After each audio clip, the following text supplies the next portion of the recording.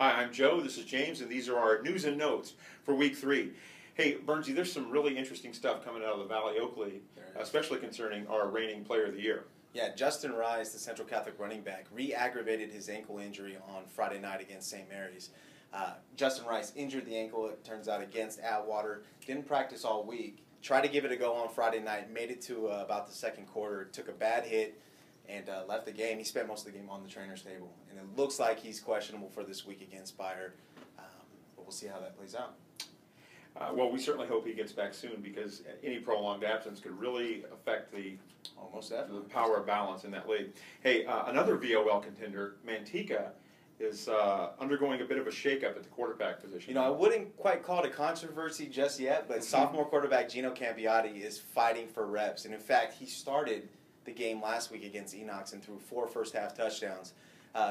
It still looks like Dakari Charles is in the mix. He's the returning quarterback, but the Buffalo staff, they really like this kid, Campiotti. He's a pocket passer with a little bit of athleticism, too. I mean, he was playing safety for him.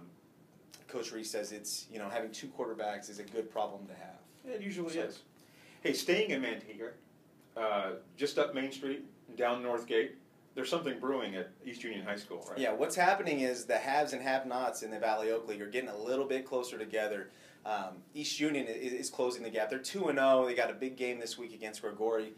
Everybody in East Union's camp is looking at this as sort of a stepping stone, a milestone game for them. If they can get a win against a potential league champion, they feel like that they can make that push into the upper tier of the VOL.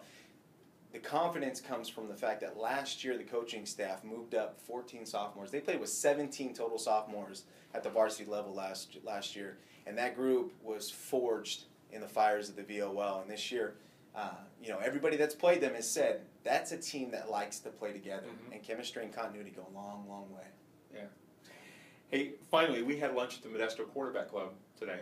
Chicken fried steak. Chicken fried steak and mashed potatoes, always a favorite. There were a couple of notes to come out of that meeting. Yeah, Enox lost both of its running backs, the Alderson brothers, last week to injury. Sean Alderson and Eddie Alderson both came out of the game. Sean suffered a hip flexor. I think Eddie Alderson's injury was more of another ankle injury. They're both questionable, if not doubtful, for Friday's game. In fact, Enox coach James Stacy is preparing as if they're not going to be there, which is going to be a huge, huge blow for an Enox program that's looking for some positive momentum. Right. So 3 tough losses already this year. Hey, one thing I thought was interesting was that we learned that Downey High will be at Downey High for the next 5 weeks. Welcome home. Yeah, they've got Lincoln this week. Right, they had 2 big road wins. Yeah. Now they come home for Lincoln, then they get Bayer, then they're at Modesto, but they just will switch to the visiting sideline as that's a Modesto home game. Then they have Johansson and Enox before closing with the final 2 games of the season. That sets up well for Jeremy Paul. Yeah, and he thinks it could be another shootout this week with Lincoln, which has a lot of fast athletes. So the last note to come out of the QB club, Gregory. Again, they're playing East Union this week, and Coach Jason McCoy is high on his defense. The offense has kind of struggled to find their footing, but defensively they've had 3 straight games with 3 or more turnovers. So look for that defense, which likes to play big and likes to play physical, to lean on East Union and their quarterback Jack Weaver. That'll be interesting. Yeah. Hey, those are our news and notes for week 3. Excuse me. Thanks for joining us. We'll see you next week.